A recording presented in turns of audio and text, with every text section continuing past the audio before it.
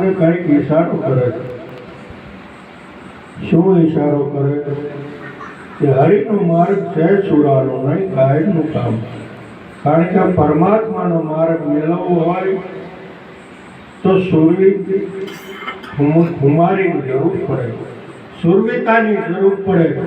જેમ સુરા ધીંગાને ચડે, માથું કપાઈ જાય પણ પીછે હાથ ન કરે, એમ ભક્તિ સુરવીરોની છે, કાયરોની કામ નથી.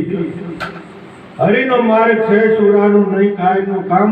પ્રથમ પહેલા મસ્તક મૂકી અને વળતી લેવું નામ જોયું.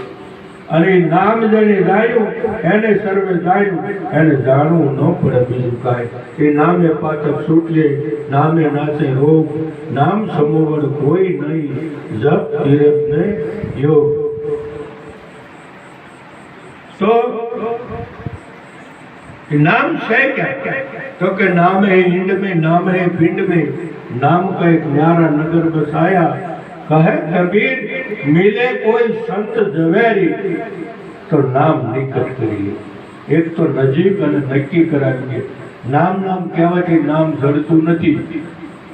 પહેલું કયો છેલ્લું કયો એક નામ જ છે. એક સાખીમાં શરૂઆતમાં કીધું ને, પહેલું નામ પરમેશ્વર. જેને આ જગમાં જોઈ નર મૂર્ખ સમજે નહીં મારો હરિ કરે છે હોય. જો શરીરની બાદબાકી કરો તો છેલ્લે મળે. શરીરની બાદબાકી કરતા છેલ્લે મળે. અને શરીરની રચના કરતા પહેલા તો પ્રથમ નામ કીધું. પહેલું ઈ છે અને છેલ્લું ઈ છે. રચના કરનારો રચનાથી જુદો પણ નથી, છતાં પણ એ રચનામાં આવતો પણ નથી. એટલે કીધું ગંગા સતીએ કે પિંડ બ્રહ્માંડથી પર છે ગુરુજી, એનું દેખાડું તમને દેશ. ગંગા સતી એમ બોલીએ ત્યાં નથી, માયાનો દરિયે લેશ.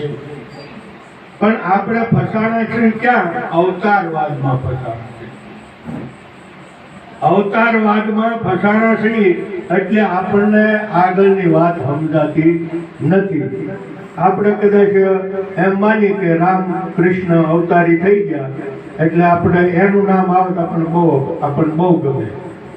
કૃષ્ણનું નામ, રામનું નામ, રામાપીર, દેવી દેવતા, આ બધા નામ આવે આપણને બહુ ગમે. પણ જ્યાં અનામની વાત આવે, અનામ શું? અનામ એટલે હું અનામને કેમ જપવું, અનામ કેમ લેવું? પણ આ બધું માથા હાથે મળે એમના મળતું નથી.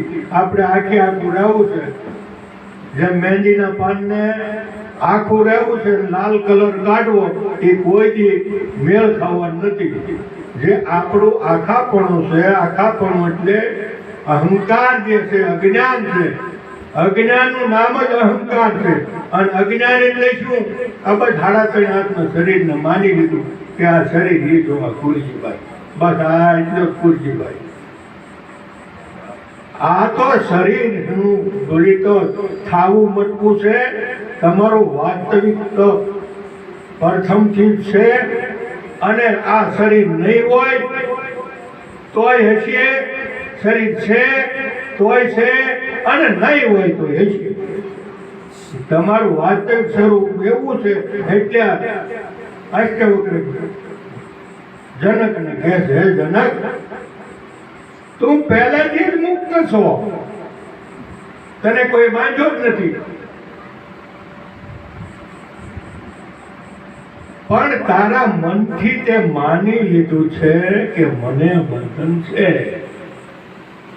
એટલે આ તારા મનનું માનેલું બંધન છે. બાકી જ્ઞાનથી મને ગોવિંદ મળ્યા, ગુરુ જ્ઞાનથી. હાથે દેખાડ્યા, મુખે બોલાવ્યા, આંખે દેખાડ્યા, એક નામ તણા નિશાનથી મને ગોવિંદ મળ્યા, ગુરુ જ્ઞાનથી. સૂત્ર દ્વારા શીશ સમર્પે. કારણ કે આ બધું સમર્પણ કરીને જવું પડે. એક મહાત્માએ કીધું એક ભાઈ મહાત્માને કીધું કે બાપુ મને કંઈક ઉપદેશ કરો ને, તો કે કાલે આવજો, પણ કે એકલો આવજો એમ કીધું. આવ્યો. હા બાપુ કે આ તો હવે કઈક ઉપદેશ આપો. કેટલા જણા છો ઘરમાં? એટલે જેટલા હતા એટલે બધા કહી દીધા. તો કે જા કાલે આવજો, આજ નથી આપ. વળે પાછો બીજે દી આવ્યો. બાપુ આજ તો ઉપદેશ આપો. તાર સયા છોકરા છે? તો કે હા, જા કાલે આવજો. એને એકલું આવવાનું કીધું તું. એમ આપણે આ બધું મૂકીને જવું પડશે.